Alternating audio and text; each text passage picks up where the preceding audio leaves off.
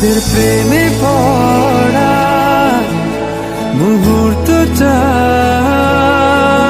ছিল অল্প,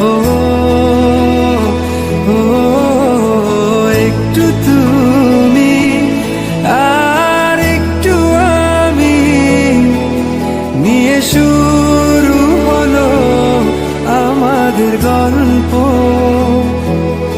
আকাশে তাকিয়ে দেখো, তারারা জ্বেলেছে আলো, ছেড়ে যাবে না কোথাও এ আলো ছুঁয়ে বলো।